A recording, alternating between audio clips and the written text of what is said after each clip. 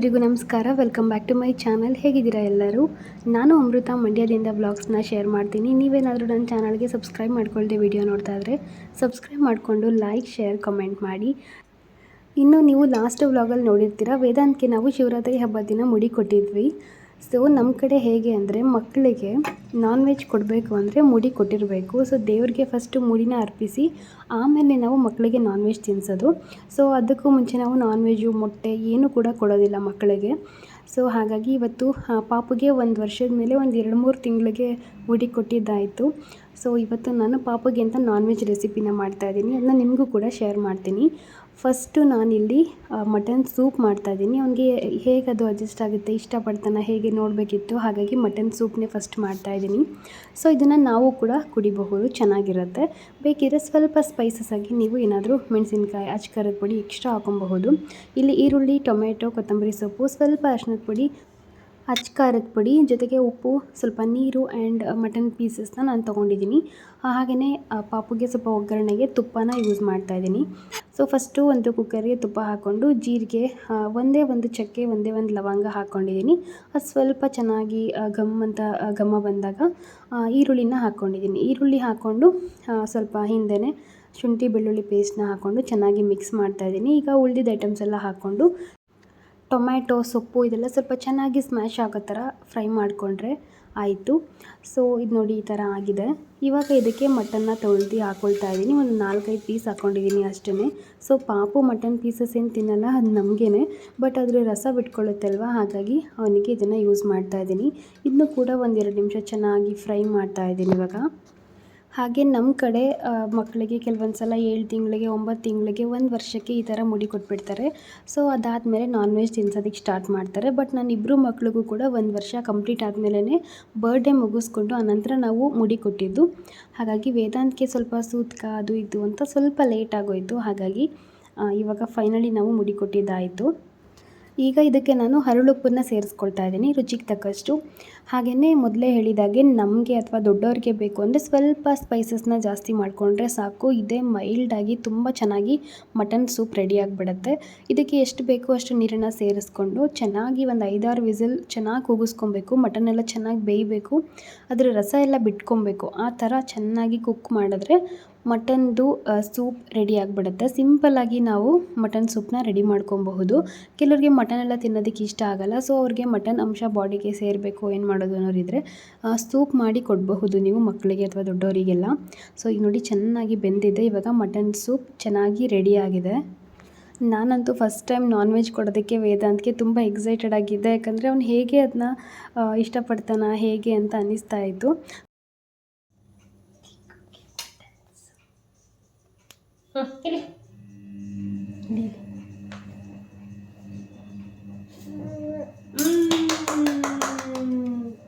Clap ಮಾಡು.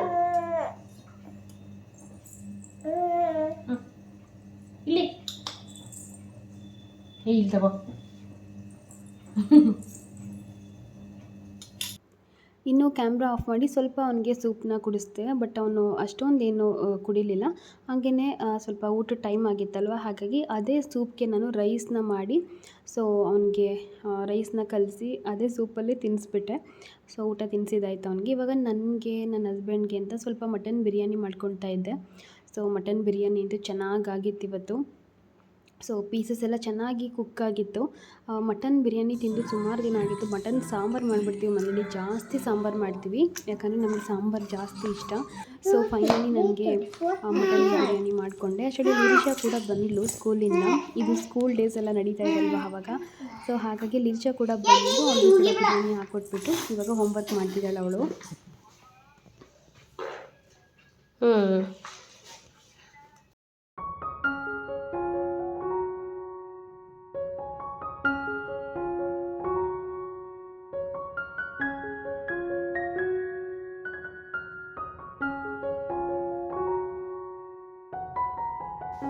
ಇನ್ನು ನಾನು ಅವತ್ತು ಅಷ್ಟೇ ವ್ಲಾಗ್ನ ಶೂಟ್ ಮಾಡ್ಕೊಂಡಿದ್ದು. ಇದು ನೆಕ್ಸ್ಟ್ ಡೇ.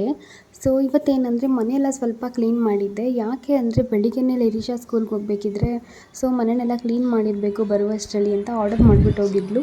ಪಾಪುದು ಯಾವುದೇ ರೀತಿ ಆಟದ ವಸ್ತು ಕೂಡ ಬಿದ್ದಿರಬಾರ್ದು ಅಂತ ಕೂಡ ಹೇಳಿದ್ಲು. ನೋಡಿ ಇವಾಗ ಅವ್ರ ಮಾತನ್ನ ನಾನು ಕೇಳೋ ಥರ ಆಗಿದೆ. ಸೊ ಮಾಡಿಲ್ಲ ಅಂದರೆ ಏನಮ್ಮ ನೀನು ಸರ್ಪ್ರೈಸೇ ಮಾಡಿಲ್ಲ ನನಗೆ ಅಂತ ಬಂದು ಕ್ವೆಶ್ಚನ್ ಮಾಡ್ತಾಳೆ. ಸೊ ಮನೆಯೆಲ್ಲ ಕ್ಲೀನಾಗಿದ್ದರೆ ಅವಳಿಗೆ ಸರ್ಪ್ರೈಸ್ ಅಂತೆ. ಅವಳಿಗೆ ಕ್ಲೀನಿಂಗಾಗಿರೋದಕ್ಕೆ ತುಂಬ ಇಷ್ಟಪಡ್ತಾಳೆ, ಅಂದರೆ ಏನು ಮೆಸ್ಸಿ ಆಗಿರಬಾರ್ದು ಅಂತ. ಸೊ ಮೆಸ್ಸಿ ಮಾಡೋದೇ ಅವಳು ನಾನು ಎಲ್ಲರೂ ಮನೇಲೆಲ್ಲ ಸೇರಿ ಮೆಸ್ ಮಾಡ್ತೀವಿ, ಬಟ್ ಅದನ್ನೆಲ್ಲ ಎತ್ತಿಡಬೇಕಾಗಿರೋದು ನಾನು ಒಬ್ಬಳೇ. ಸೊ ಇವಾಗ ಅವಳು ಬರುವಷ್ಟರಲ್ಲಿ ಎಲ್ಲ ಕ್ಲೀನ್ ಮಾಡಬೇಕಂತ ಅಂದ್ಕೊಂಡು ಮತ್ತೆ ಎಲ್ಲ ನೀಟಾಗಿ ಮನೆ ಕ್ಲೀನ್ ಮಾಡಿಕೊಂಡೆ. ಹಾಗೆಯೇ ಇವತ್ತೇನೆಂದರೆ ಮಟನ್ ಪೀಸ್ ಸ್ವಲ್ಪ ಇತ್ತು, ಸ್ವಲ್ಪ ನಾನೇ ಎತ್ತಿಟ್ಬಿಟ್ಟಿದ್ದೆ. ಯಾಕಂದರೆ ಆಯಿತಾ ಊಟ? ಹಾಂ, ಖುಷಿನಾ? ಒಂದು ಮನೆ ಕೆಲಸದವ್ರು ಇರಿಸ್ಕೊಬಿಡೋಣ, ಮನೆ ಕೆಲಸದವ್ರನ್ನ. ನಾನೇ ಇದ್ದೀನಿ ಅಲ್ವಾ, ಯಾರು ಬೇಡ. ನಡಿ ವಾಶ್ರೂಮ್ಗೆ. ಅವಳು ಬಾಗಿಲು ಒಳಗೆ ಬರಬೇಕಾದ್ರೇ ಕೇಳಿದ್ರು ನನಗೆ ಸರ್ಪ್ರೈಸ್ ಇವತ್ತು ಅಂತ. ಸೊ ಬಂದು ಅವಳಿಗೆ ತುಂಬ ಖುಷಿಯಾಗಿದೆ. ಅವಳಿಗೆ ಫ್ರೆಶಪ್ ಎಲ್ಲ ಮಾಡಿಸಿ ನಾನು ದಿನ ಸ್ಕೂಲಿಂದ ಬಂದ ತಕ್ಷಣ ಅವಳಿಗೆ ಮೈ ಸ್ನಾನ ಮಾಡಿಸ್ಬಿಡ್ತೀನಿ. ಫ್ರೆಶಪ್ ಮಾಡಿಸ್ಕೊಂಡು ಕರ್ಕೊಂಡ್ಬಂದು ಇವಾಗ ವೇದಾಂತ್ಗೆ ಅಂತ ಸ್ವಲ್ಪ ಮಟನ್ ಬಿರಿಯಾನಿ ಮಾಡ್ತಾಯಿದ್ದೀನಿ. ಮಟನ್ ಬಿರಿಯಾನಿ ಅಂದರೆ ನಮಗೆ ಮಾಡೋ ಥರ ಎಲ್ಲ ಸ್ಪೈಸಿ ಸಾಮಾನುಗಳೆಲ್ಲ ಹಾಕಿ ಮಾಡಿಲ್ಲ, ಜಸ್ಟ್ ಸಿಂಪಲಾಗಿ ಮಾಡ್ತಾ ಇರೋದು. ಮೊದಲು ನಾನು ತುಪ್ಪ ಹಾಕ್ಕೊಂಡಿದ್ದೀನಿ ಕುಕ್ಕರ್ಗೆ, ಅದಕ್ಕೆ ಈರುಳ್ಳಿ ಶುಂಠಿ ಬೆಳ್ಳುಳ್ಳಿ ಪೇಸ್ಟ್ ಹಾಕಿ ಚೆನ್ನಾಗಿ ಫ್ರೈ ಮಾಡಿ, ಆಮೇಲೆ ಟೊಮ್ಯಾಟೊ, ಮಟನ್ನು ಜೊತೆಗೆ ಸ್ವಲ್ಪ ಕೊತ್ತಂಬರಿ ಸೊಪ್ಪು ಮತ್ತು ಸ್ವಲ್ಪ ಪಾಲಕ್ ಸೊಪ್ಪನ್ನ ಕಟ್ ಮಾಡ್ಕೊಂಡಿದ್ದೆ ಸ್ವಲ್ಪನೇ. ಸೊ ಅದನ್ನ ಚೆನ್ನಾಗಿ ಹಾಕ್ಕೊಂಡು ಮಿಕ್ಸ್ ಮಾಡ್ಕೊಳ್ತಾ ಇದ್ದೀನಿ. ನೆಕ್ಸ್ಟ್ ನಾನು ಸ್ವಲ್ಪ ಅರಿಶಿಣದ ಪುಡಿ, ಅಚ್ಕಾರದ ಪುಡಿ, ಸ್ವಲ್ಪ ಚಿಕನ್ ಮಸಾಲ, ಸ್ವಲ್ಪ ಗರಂ ಮಸಾಲ ಎಲ್ಲ ಒಂದೊಂದು ಪಿಂಚ್ ಅಷ್ಟೇ ಹಾಕಿರೋದು. ಹಾಕ್ಕೊಂಡು ಚೆನ್ನಾಗಿ ಫ್ರೈ ಮಾಡಿ, ಅಕ್ಕಿನೂ ಕೂಡ ಹಾಕ್ಕೊಂಡು ಫ್ರೈ ಮಾಡಿ, ಆನಂತರ ನೀರು ಎಷ್ಟು ಬೇಕೋ ಸೇರಿಸಿ ಉಪ್ಪು ಹಾಕಿ ಚೆನ್ನಾಗಿ ಬೇಯಿಸಿದ್ರೆ ಮಟನ್ ಬಿರಿಯಾನಿ ಮಕ್ಕಳಿಗೆ ರೆಡಿ ಆಗುತ್ತೆ. ನೀರು ನೀವು ಜಾಸ್ತಿ ಹಾಕಬೇಕು, ನಮ್ಗೆ ಹಾಕೋ ಥರ 1:2 ಅಲ್ಲ 1:4 ಹಾಕ್ಬೇಕು ನೀವು. ಆವಾಗ ಅದು ಚೆನ್ನಾಗಿ ಆಗುತ್ತೆ. ಮಕ್ಕಳಿಗೆ ಸ್ವಲ್ಪ ತಿನ್ನಿಸ್ಬೇಕಾದ್ರೆ ಸಾಫ್ಟಾಗಿರ್ಬೇಕಲ್ವ, ಆ ಥರ ಚೆನ್ನಾಗಿ ಆಗಿಬಿಡುತ್ತೆ. ಈಗ ಚೆನ್ನಾಗಿ ಮಿಕ್ಸ್ ಮಾಡ್ಕೊಳ್ತಾ ಇದ್ದೀನಿ ನಾನು. ಪೀಸಸ್ ಮೊದಲೇ ಹೇಳಿದಾಗೆ ಅವ್ನು ತಿನ್ನಲ್ಲ, ಜಸ್ಟ್ ಅವನಿಗೆ ಮಟನ್ ಅಂಶ ಬಿಟ್ಕೊಂಡಿರೋ ಅನ್ನನ ತಿನ್ನಿಸ್ತಾ ಇದ್ದೀನಿ. ಸ್ವಲ್ಪ ಇದ್ರ ಮೇಲೆ ತುಪ್ಪ ಹಾಕ್ಕೊಂಡು ಪಾಪುಗೆ ಊಟ ಮಾಡಿಸ್ತೀನಿ ಇವಾಗ.